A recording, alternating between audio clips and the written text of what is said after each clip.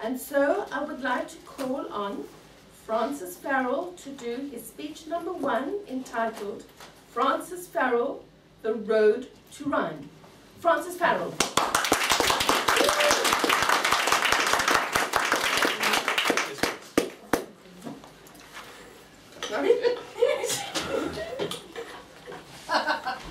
I'm trying to make a good impression.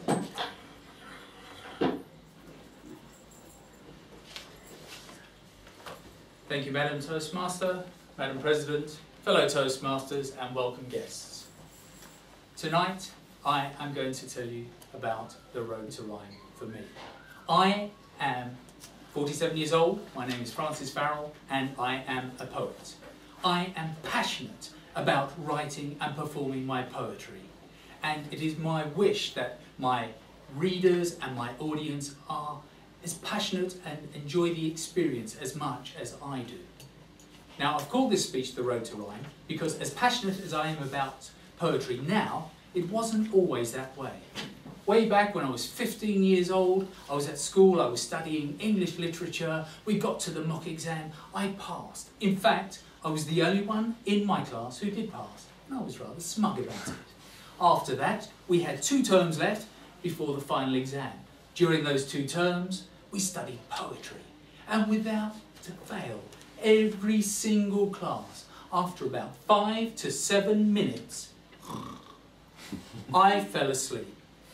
My eyes leadened and away I went. There was nothing I could do about it. It was so boring. We got to the final exam. Without any surprise, I failed miserably, and I left school thinking, poetry is not for me. Fast forward 2 years.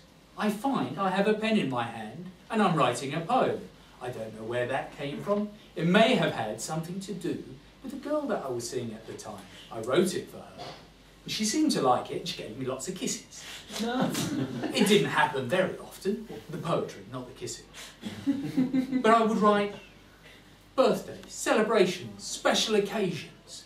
And whilst I was writing those, the reason I chose to write them was because when I wrote a normal card, it was like, dear so-and-so, I hope you have a really lovely time on your special day. It just didn't work for me. But when I switched my mind to rhyme, I found I was much more creative. And the feedback I got was quite encouraging. An example of one of those poems was one that I wrote this year for my partner. It was her birthday. Denise is 37. The year is 2010. I've died and gone to heaven because I'm top of her list of men. Her dad is up there also, as all good dads should be. But when it's going home time, she's coming home with me. Fast forward to my mid-20s. I'm at drama school. Part of going to drama school was we studied poetry. When that came to about, I put my hand up. I was honest. Look, miss, be quite honest. Poetry and me, we don't do very well together. I explained about when I was 15 and she said, well, let's see what we can do to change that. And so I said, okay, I'll give it a go. And my fellow students were very helpful and promised to give me a nudge should I fall asleep. And every 2 or 3 times in a class, I would feel an elbow in my ribs. Where are we? Oh yes, poetry, very interesting.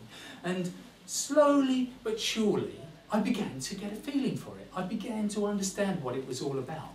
The language, the imagery, the deepness, the vividness.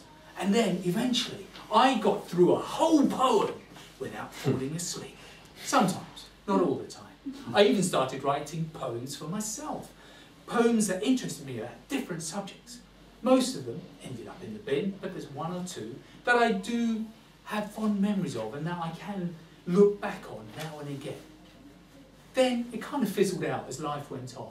Fast forward 20 years to 2 years ago, 45 years of age. I'm thinking, I'm 45. Should I have a midlife crisis? Where did that come from? What do you want a midlife crisis for? I'm not sure. Aren't you happy? Well, sometimes. What do you want to do? I'm not sure. I don't know. Well, do you want to do this? No. Do you want to do that? No. Do you want to do? No. What's going on? What was there for me was that I lacked passion. I lacked the thing that I really wanted to do for the rest of my life. I was thinking, for the rest of my working in natural life, I want to do something that gets me out of bed in the morning, that gives me a drive, that gives me that gut feeling, yes. And during all this turmoil, I had this idea for a children's poetry story.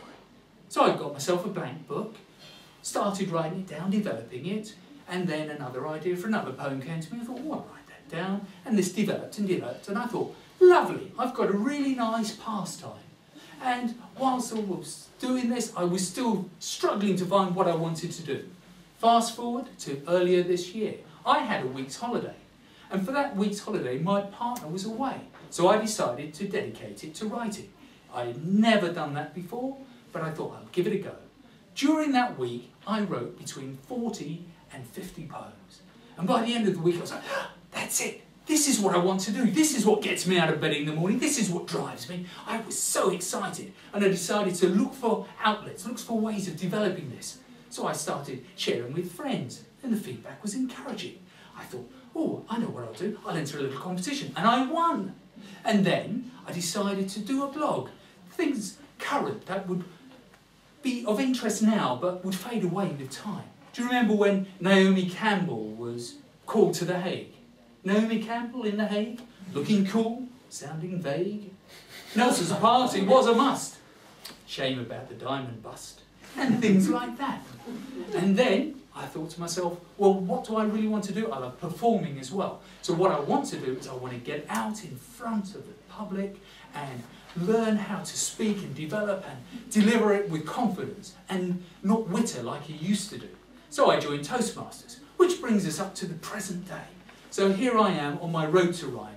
I know where I am now. I know where I want to go. And I'd like to leave you with this little snippet. A snippet for me is between about 3 and 6 lines. It's called Nature's Calling. I heard nature calling in the forest. So I stepped behind a tree, undid my zip and let it rip. Oh, what a glorious pee!